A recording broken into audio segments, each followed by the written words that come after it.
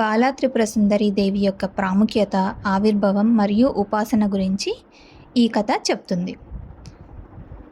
బాలా త్రిపుర సుందరి దేవి అంటే త్రిపురుని భార్య అని అర్థం. అంటే ఈశ్వరుని భార్య అయిన గౌరీదేవి అని అర్థం. మనస్సు, బుద్ధి, చిత్తం, అహంకారం బాలా త్రిపుర సుందరి దేవి ఆధీనంలో ఉంటాయి. అభయహస్త ముద్రతో అక్షరమాలను ధరించిన ఈ తల్లిని ఆరాధిస్తే మానసిక బాధలు తొలగిపోతాయి, నిత్య సంతోషం కలుగుతుంది. బాలా త్రిపుర సుందరి ఆవిర్భావం గురించి మనకు బ్రహ్మాండ పురాణంలో లలితా సహస్రంలో కూడా మనకు కనిపిస్తుంది. బండాసురుడు అనే రాక్షసుడు తన పుత్రులతో కలిసి దేవతలను, మునులను, మానవులను హింసించేవాడు. 3 లోకాలలోనూ విధ్వంసం సృష్టించడం ప్రారంభించాడు. దేవతల రాజైన ఇంద్రుని రాజ్యాన్ని పోలిన రాజ్యాన్ని బండాసురుడు సృష్టించి దాన్ని పరిపాలించడం ప్రారంభించాడు. అంతేకాదు, బండాసురుడు తన కుమారులతో కలిసి స్వర్గలోకంపై దాడి చేసి దేవతల రాజైన ఇంద్రుడిని ఓడించి స్వర్గలోకాన్ని స్వాధీనం చేసుకున్నాడు. భయపడిన ఇంద్రాది దేవతలు మహావిష్ణువు వద్దకు వెళ్ళి ఈ సమస్యకు పరిష్కారం అడిగారు. ఒక్క మహాశక్తి వల్ల తప్ప బండాసురుడు మరణించడని విష్ణువు వివరించాడు. అప్పుడు దేవతలు ఆదిపరాశక్తిని పరిపరి విధాలుగా పూజించి ప్రార్థించగా పరాశక్తి వారికి త్రిపురసుందరి రూపంలో కనిపించింది. బండాసురుడిని సంహరిస్తాను అని దేవతలకు ఆమె అభయమిచ్చింది. లలితాదేవి బండాసురుని సంహారానికి వెళ్ళగా బండాసురుడు తన 30 మంది కొడుకులను యుద్ధానికి పంపించాడు.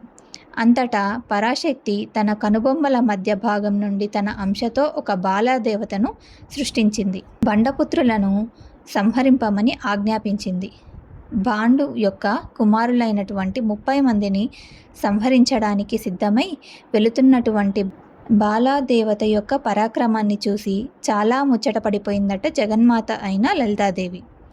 పరాశక్తి ఆ బాలాదేవతకు తన కవచం ఒకటి తీసి ఆమెకు ఇచ్చింది.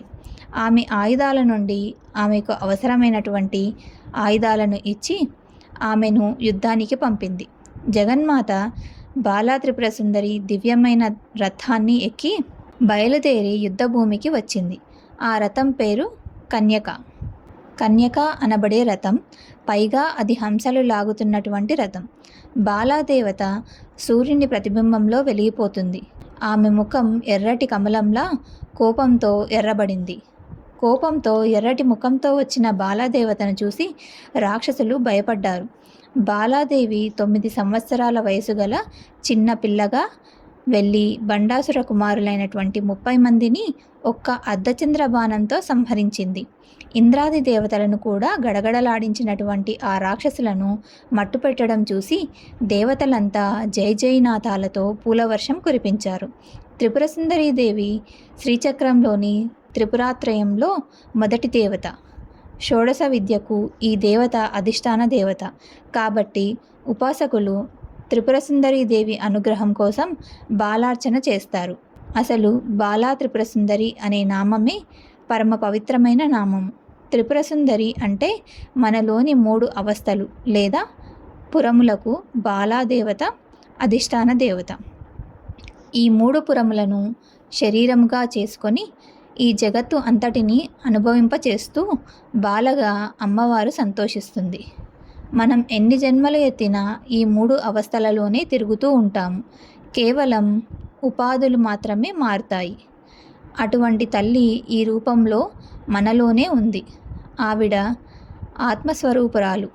ఆవిడను పూజిస్తే జ్ఞానము ప్రసాదించి మోక్షములకు అనగా పరబ్రహ్మతత్వం వైపు నడిపిస్తుంది. ఎవరైనా ఏ మంత్రాన్నైనా ఉపాసించాలనుకునే వారికి మొదటగా ఇచ్చే మంత్రం బాలా మంత్రం. ఈ బాలా మంత్రం తర్వాతే మిగతా మంత్రాలు ఉపాసనకు ఇస్తారు. కథ కనుక మీకు నచ్చినట్టయితే లైక్ చేయండి, షేర్ చేయండి, కమెంట్ చేయండి. మరిన్ని మంచి మంచి కథల కోసం నా ఛానల్ సబ్స్క్రైబ్ చేసి నన్ను ఎంకరేజ్ చేయండి.